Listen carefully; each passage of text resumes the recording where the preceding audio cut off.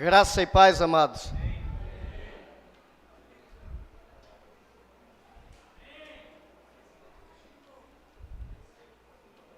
A igreja parece estar calminha hoje. Vocês lembraram de algum pastor que gosta de fazer isso? Talvez se eu fizer um pouco assim.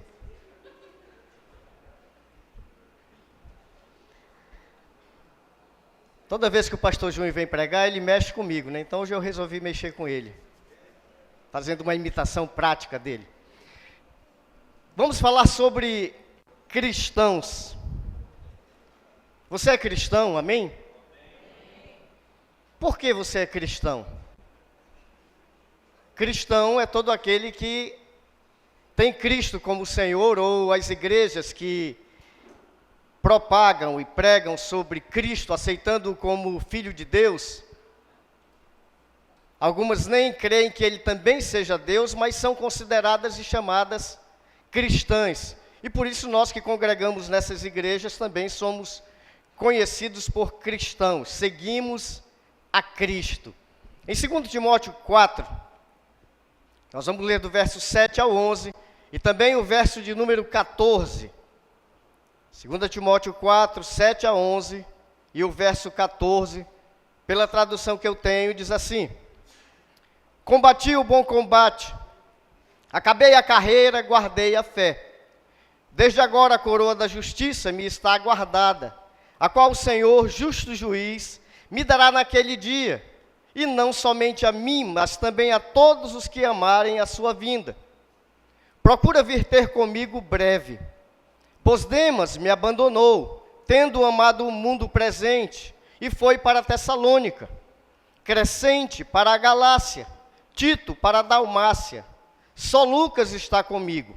Toma Marcos e traze-o contigo, porque me é muito útil para o ministério. Alexandre, o latoeiro, me fez muito mal. O Senhor lhe retribuirá segundo as suas obras. O texto começa falando de uma carreira que é nossa.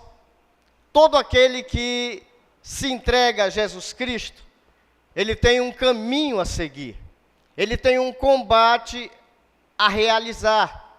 Nós estamos em guerra, e isso nos mostra que nessa caminhada não há facilidades.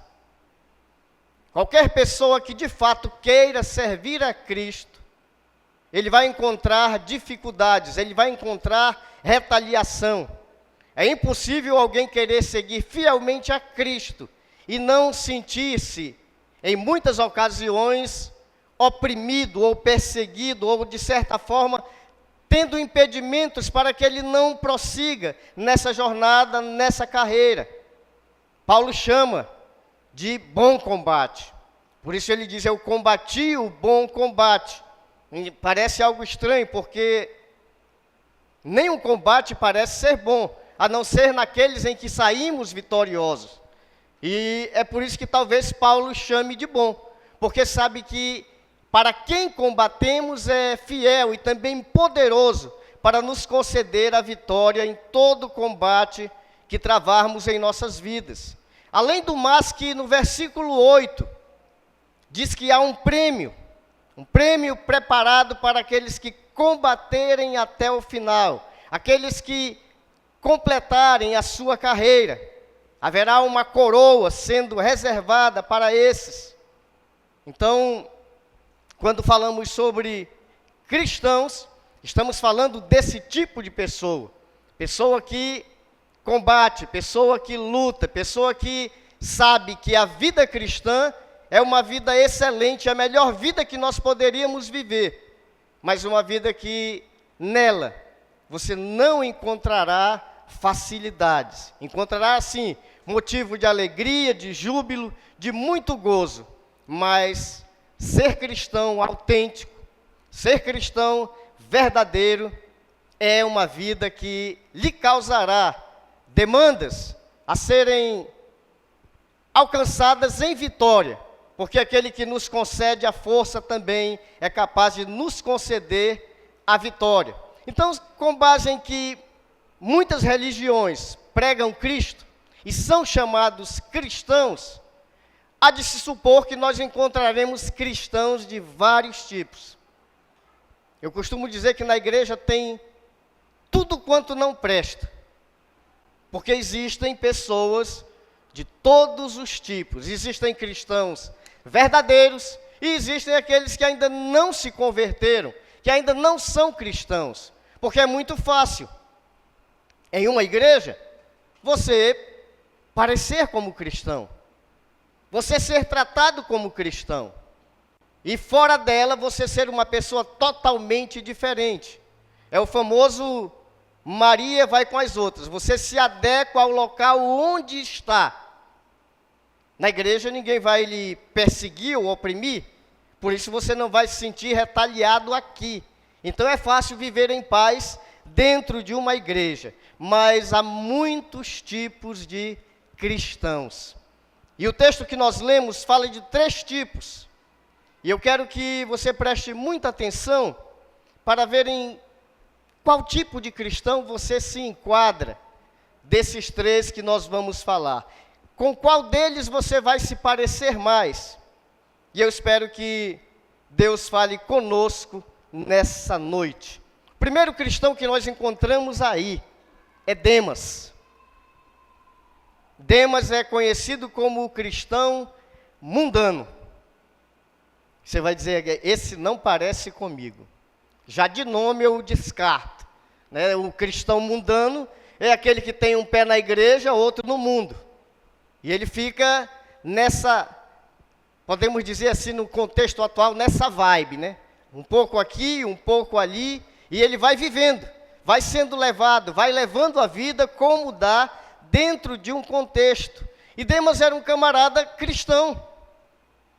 Ele era cooperador com o apóstolo Paulo. E nessa terceira viagem de Paulo, ele abandonou Paulo. Ele deixou Paulo.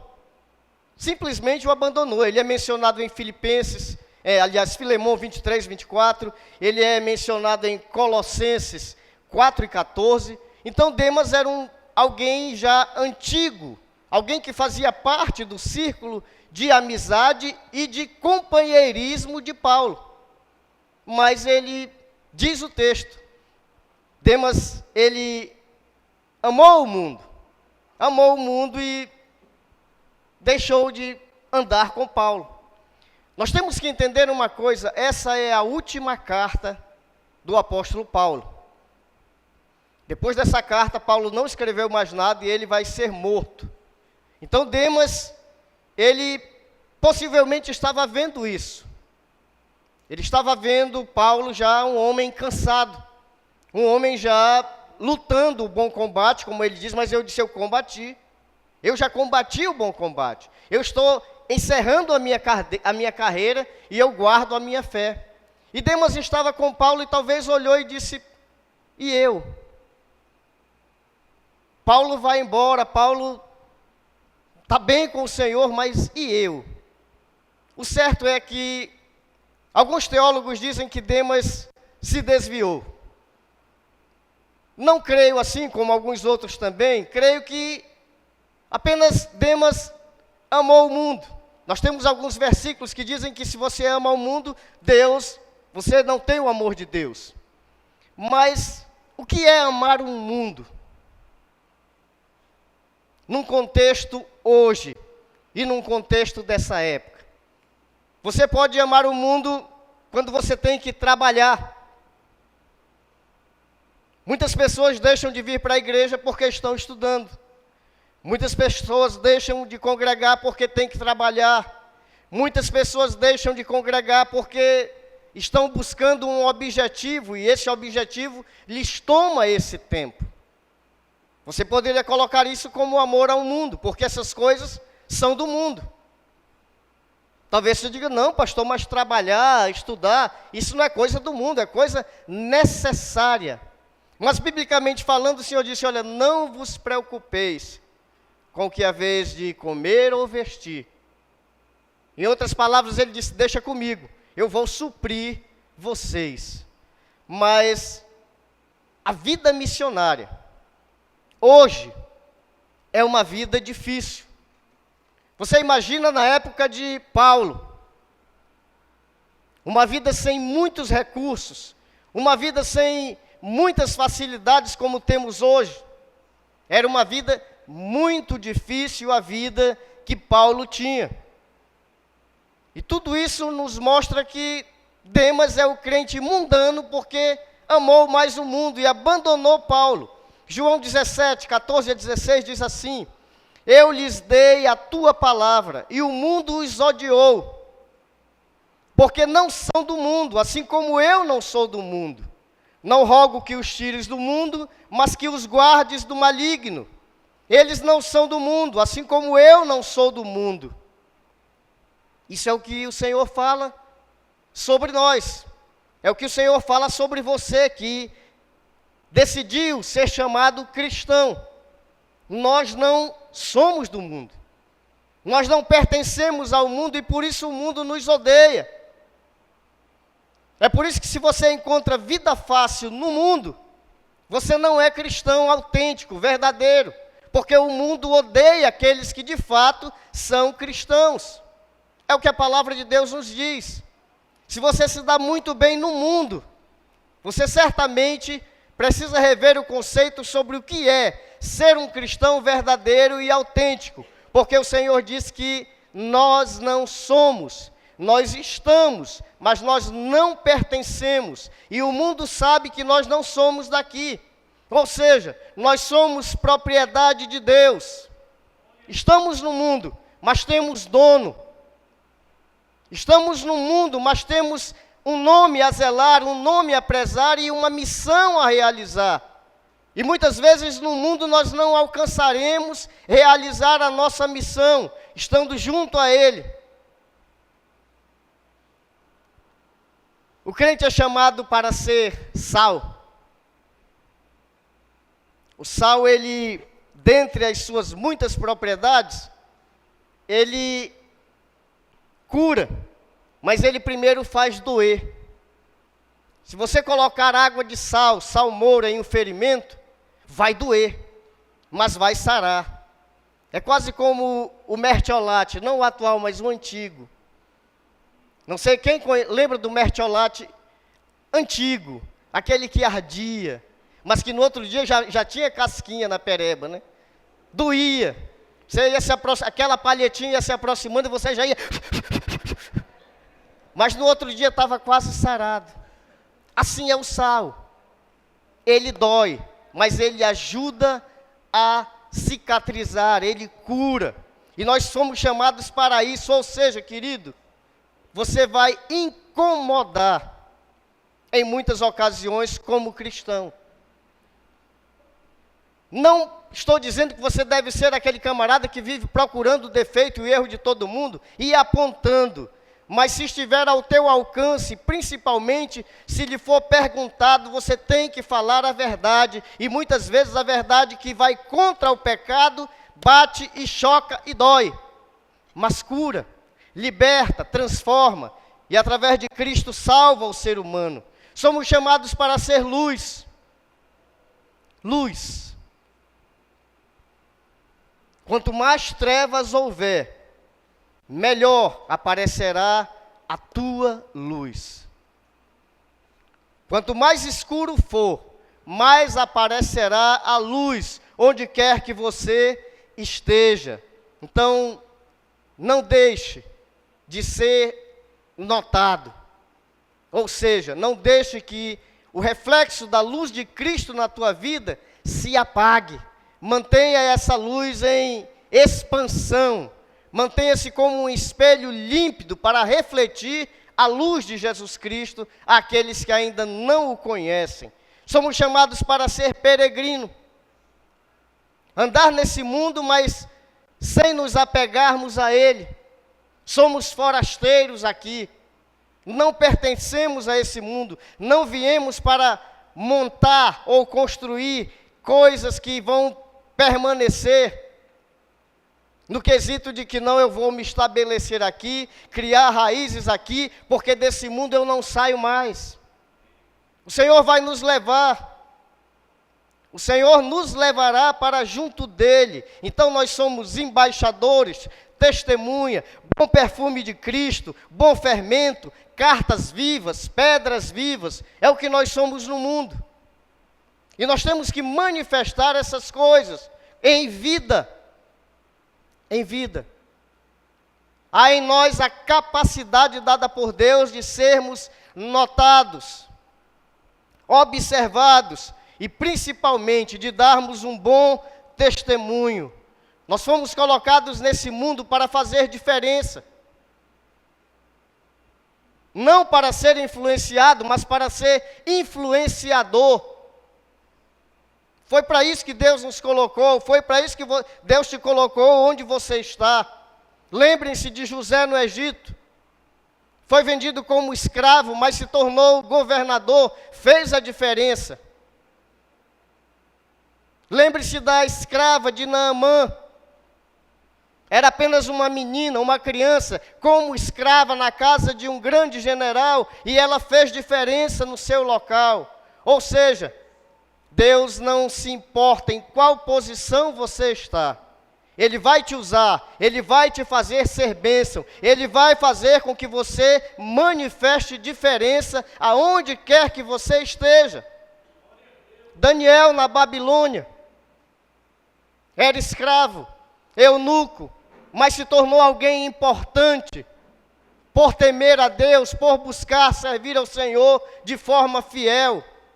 Foi odiado, sim, mas os seus inimigos foram destruídos.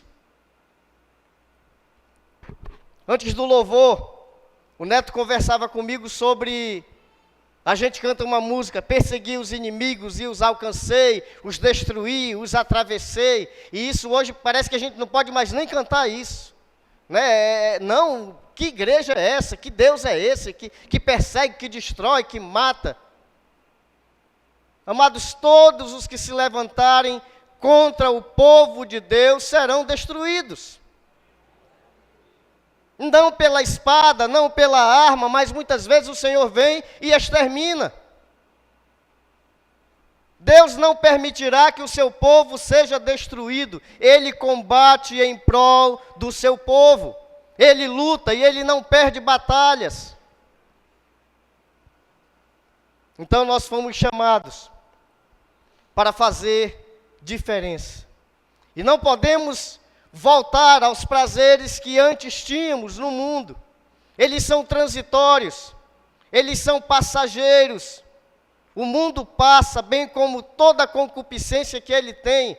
E é interessante, nós encontramos isso em 1 João 2, de 15 a 17, quando diz assim: não ameis o mundo, nem o que há no mundo. Se alguém ama o mundo, o amor do Pai não está nele, porque tudo que há no mundo, a concupiscência da carne, a concupiscência dos olhos e a soberba da vida não vem do Pai, mas sim do mundo. Ora, o mundo passa e a sua concupiscência, mas aquele que faz a vontade de Deus permanece para sempre. Se saímos, tem que ser de vez. Tem que ser para não olhar mais para trás.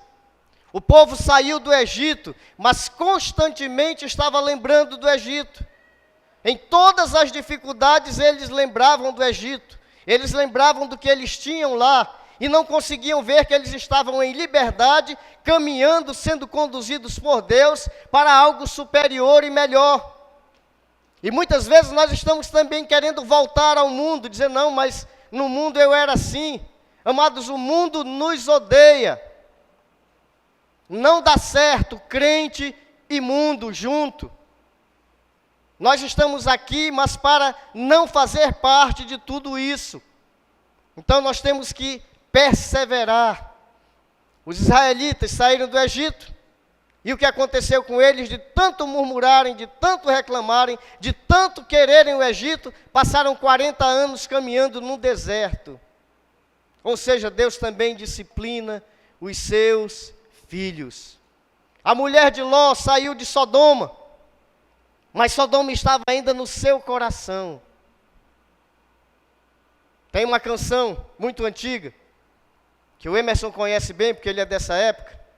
A música diz: quem tem posto a mão no arado não pode mais olhar para trás. Pois quem no arado põe a mão, trabalho certo. E perto tem serviço.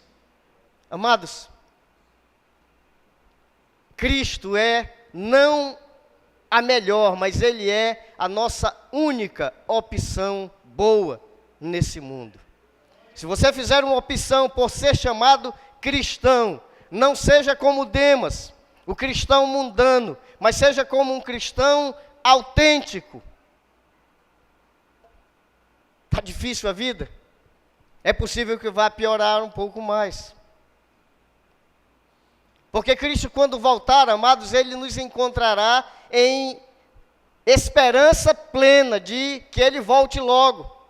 É por isso que Paulo escreveu e disse que tem uma coroa reservada a todos quantos amarem a sua vinda.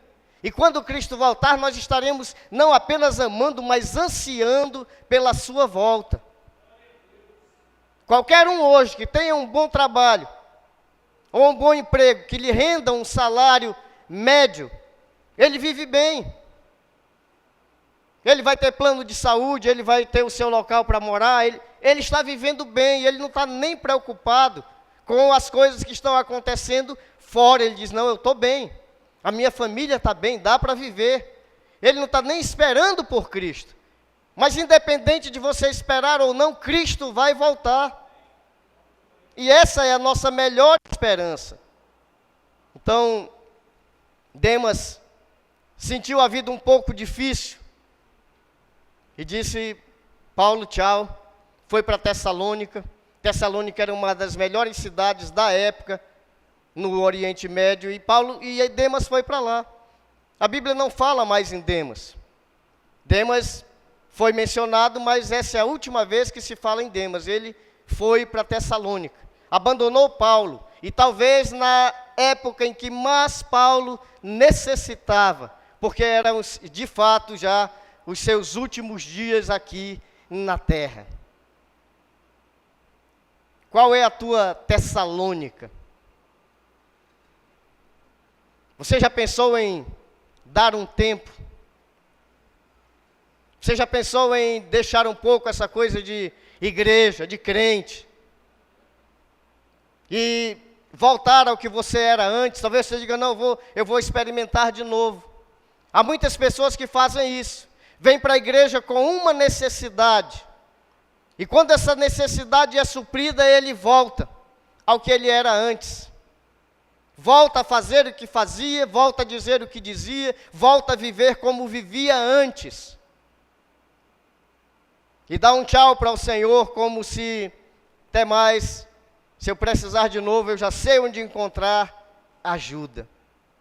Qual é a tua Tessalônica? Para onde você vai? Em uma certa ocasião, quando Cristo perguntou aos seus discípulos, por ter sido abandonado após um discurso grave, muitos o abandonaram, ele perguntou aos seus discípulos, vocês também querem ir embora? E Pedro disse, Senhor, para quem nós iremos? Em outras palavras, Pedro disse, nós não temos Tessalônica. Nós temos crido em Ti, temos visto em Ti que Tu és o Filho de Deus, nós não vamos arredar o pé. Querido, por mais difícil que a tua vida esteja ou seja, Cristo é a melhor opção. Não abandone o Senhor, principalmente pelo mundo. Não é uma boa troca. O segundo tipo de cristão é o cristão problemático. Cristão problemático. Você já foi a um psicólogo? A segunda opção depois do psicólogo é o psiquiatra, porque o psicólogo não pode receitar, mas o psiquiatra pode. Existem cristãos problemáticos, sim. Paulo diz sobre Alexandre, o latoeiro.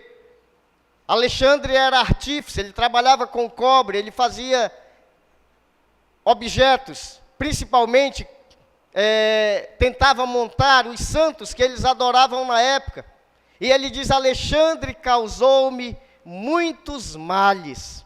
Alexandre se tornou um combatente sobre tudo aquilo que Paulo estava fazendo. Nas suas mensagens, nas suas prédicas, Alexandre estava lá para combater o apóstolo Paulo.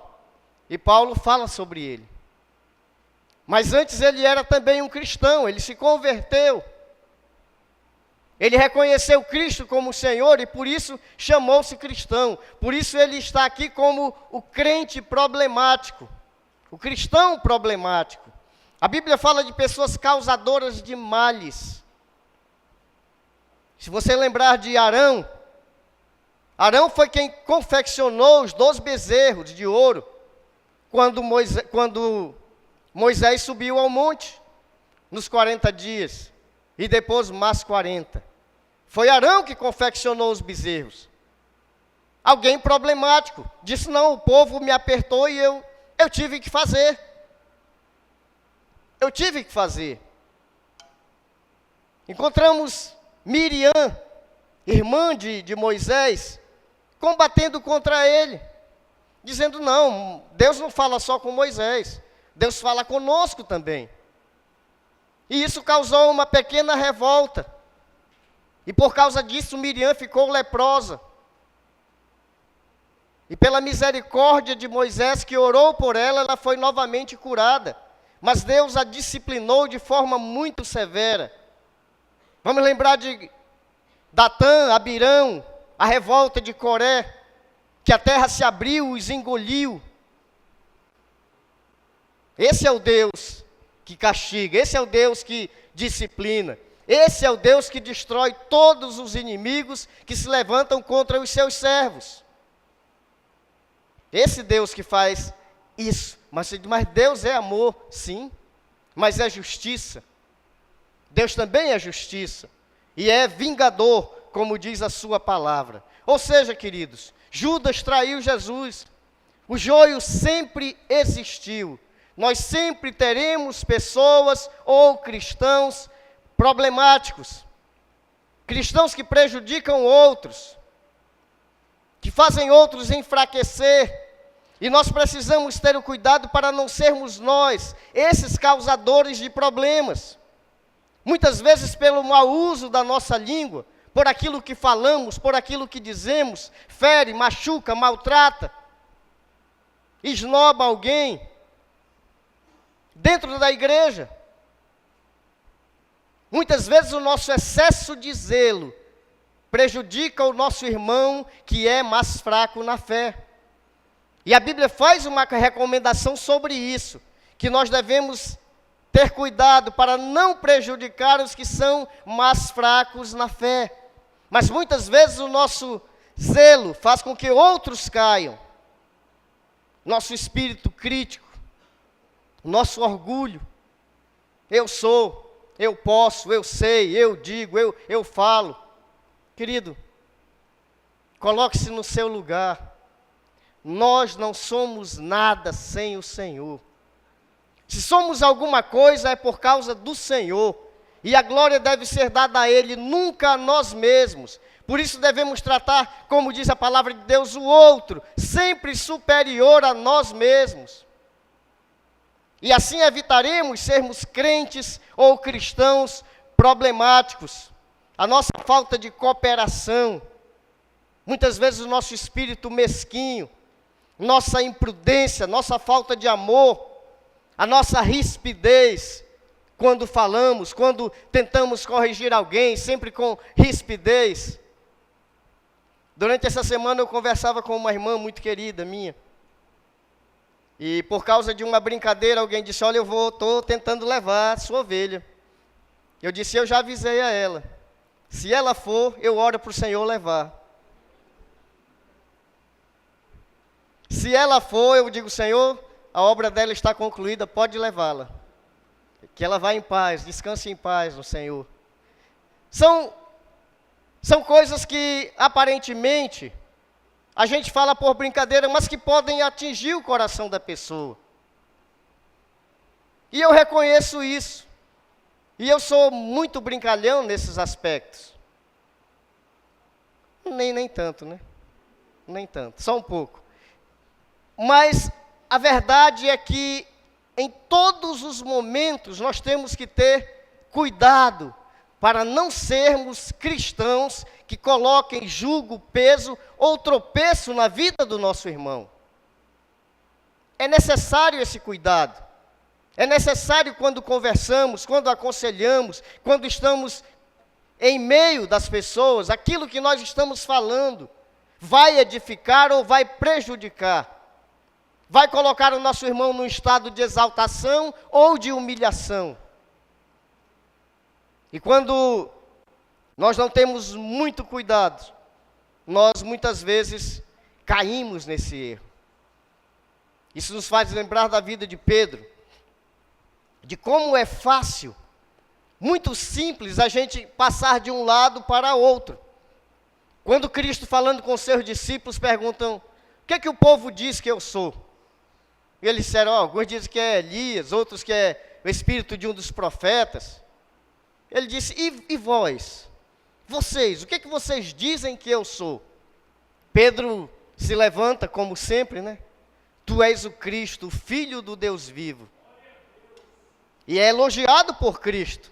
E Cristo diz a ele: bem-aventurado és tu, Simão Bar-Jonas, porque não foi carne e sangue quem te revelou, mas o Espírito Santo. Logo depois, Cristo começa a dizer: olha, eu vou ter que ir para Jerusalém. E lá eu vou ser preso, eu vou ser açoitado, eu vou ser crucificado. E Pedro chega com ele e diz: Senhor, não diz essas coisas não, isso não vai acontecer não.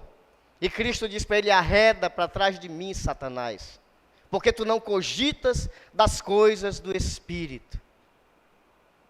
Amados, não foi um lapso de tempo grande. Foi algo que aconteceu e a conversa continuou. E Cristo elogia e logo depois o repreende. Ou seja, todo o cuidado que nós tivermos com a nossa língua, com os nossos atos, com aquilo que estamos fazendo, é necessário, porque nós podemos prejudicar outras pessoas, muitas vezes até mesmo sem atentar. Precisamos nos tornar cristãos que sejam bênção, nunca que sejam cristãos problemáticos, que causem aos outros problemas. Em Mateus 18:7, a palavra de Deus nos diz assim: ai do mundo por causa dos tropeços, pois é inevitável que venha, mas ai do homem por quem o tropeço vier. Não seja você um cristão que coloca tropeço na vida do teu irmão. Tenha cuidado. Tenha cuidado para você não ser um cristão problemático. Tenha cuidado, observe, analise. Veja, pense assim: porventura eu tenho causado problemas na minha igreja?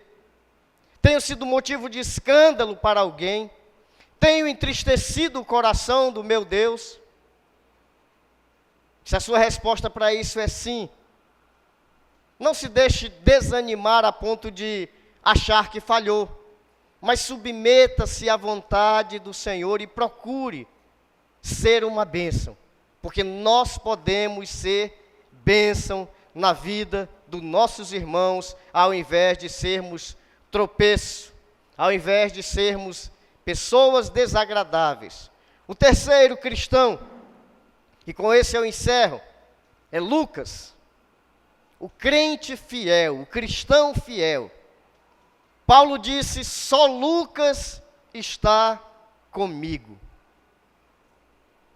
O herói da resistência. Lucas permaneceu. Demas foi para Tessalônica, Crescente para Galácia, um outro foi para Dalmácia, mas Lucas permaneceu com o velho Paulo, estava ali ao lado dele. Isso se chama também, queridos, amizade. Amigo. Amigo de fato, amigo verdadeiro, aquele que vai até as últimas consequências junto dos seus.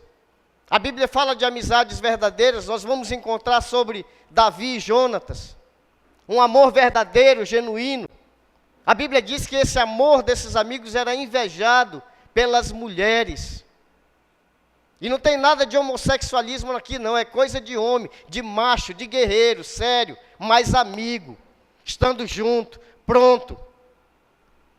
O que é que nós vamos batalhar? Vamos ganhar de quem hoje?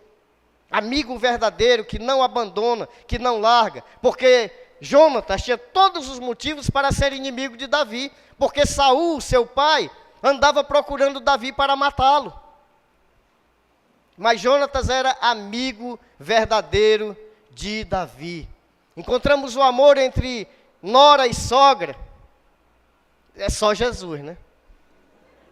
Aí a gente vê que é só Jesus na causa. Nora e sogra, amigas. Ruth disse para Noemi: para onde tu fores eu irei, onde tu pousares eu pousarei, o teu Deus será o meu Deus. Estou contigo até o fim. E foi. E foram abençoadas, porque buscaram fazer a vontade de Deus. Crentes fiel, o cristão fiel age assim. Jesus com seus discípulos, estava junto deles, tinha mais, talvez uma amizade mais próxima com Pedro, Tiago e João, porque sempre ele foi ao monte, ele levou os 3, ele entrou em uma casa para orar e levou somente os 3, havia uma afinidade maior entre eles, amizades verdadeiras. E sabe, amados, tem hora que é difícil, e nós precisamos de pessoas fiéis ao nosso lado. Paulo estava numa situação difícil, e ele encontrou um cristão fiel ao seu lado, que foi Lucas. E interessante que logo depois disso, ele diz: só Lucas ficou comigo, mas traze-me João Marcos, traze Marcos para estar comigo também. E quando a gente conhece a história de Marcos, a gente vai ver que Marcos, ele esteve na segunda viagem missionária de Paulo, andando com Paulo. E quando chegou na Panfilha, Marcos arregou. Disse: não, Paulo não dá para mim, foi embora. Deixou Paulo na segunda viagem. E quando foi o preparativo para a terceira viagem, Paulo e Barnabé estão prontos para ir. Barnabé disse: vamos levar Marcos. E Paulo disse: não, Marcos não vai não rola não, ele me abandonou. A gente estava na segunda viagem, ele vazou, não vamos levar não. Isso causou uma dificuldade entre os dois.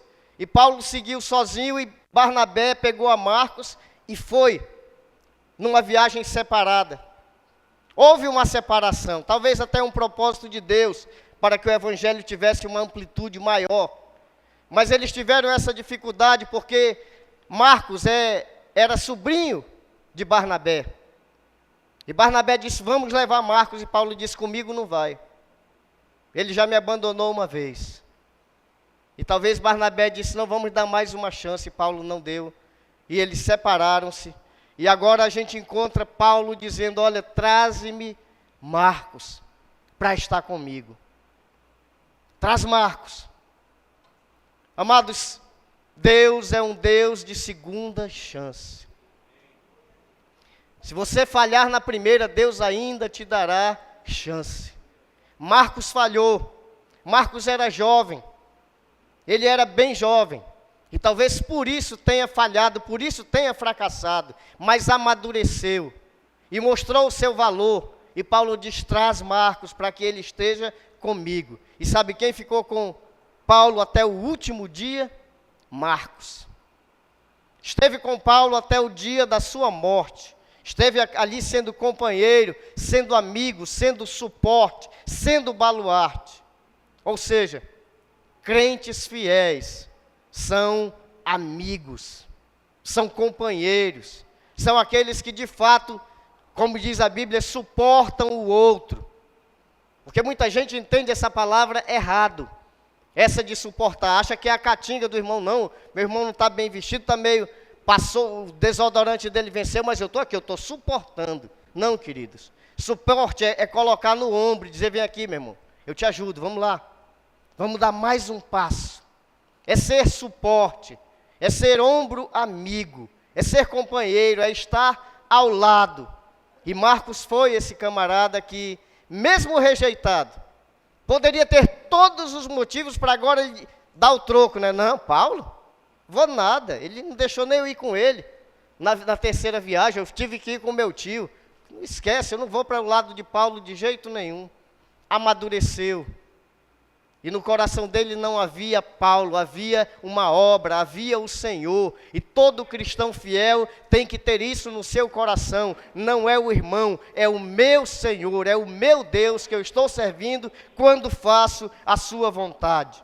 Então, querido, você não pode ser fiel a Deus se você não consegue ser fiel ao seu irmão.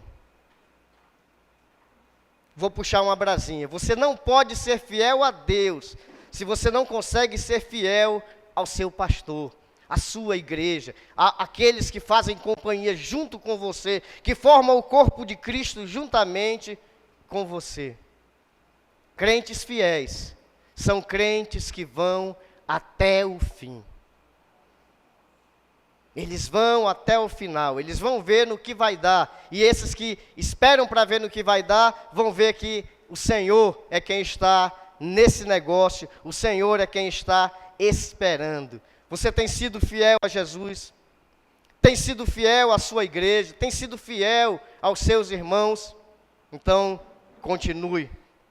Para concluir, com qual cristão destes três você encontrou mais semelhança? Você se pareceu com quem? Com Demas? Com Alexandre? Ou com Lucas? Espero que todos tenham encontrado qualidades inerentes em Lucas, em si também, para que possam dizer que são cristãos fiéis. Porque uma vida cristã é uma vida dinâmica, uma vida de posição diante do mundo, uma vida de convicção. E isso conta muito, queridos, da nossa vida no mundo, manifestando Cristo para o dia do seu retorno. Uma coisa é certa, clame ao Senhor. Se você encontrou qualidades maiores, características com maiores semelhanças no crente problemático ou no crente que ama o mundo, clame, ore ao Senhor, Ele virá em teu socorro. E se for uma oração para melhorar, pode ter certeza que essa você receberá o sim de Deus, porque Deus quer nos fazer melhores. Faça como Marcos.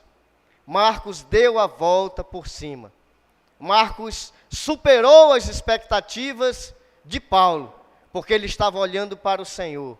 Ele fracassou, ele caiu, mas ele se ergueu, se levantou e pôde ser o amigo que Paulo esperava no momento da maior necessidade. Que cada um de nós possa, se for necessário, ter uma vida como a de Marcos. Eu caí, mas eu me levanto para fazer a obra de Deus e serei reconhecido como um crente útil para a obra do Senhor. Amém?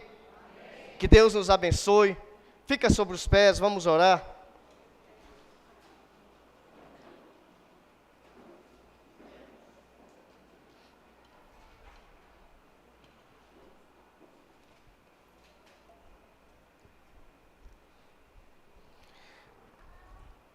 Pai, muito obrigado.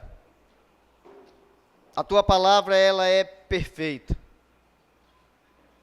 Bem como a tua vontade, que é boa e agradável. Que encontre, Senhor, os nossos corações movidos pelo teu Espírito, ó Deus, para receber essa palavra, que é boa, porque a tua palavra nos transforma, a tua palavra nos melhora. Em nome de Jesus Cristo, ó Pai, que possamos ser chamados cristãos, sim, mas cristãos fiéis. Fiéis a Ti, ó Deus, porque é isso que importa. Que possamos ser reconhecidos como verdadeiros adoradores e servos do nosso Senhor e Salvador, Jesus Cristo.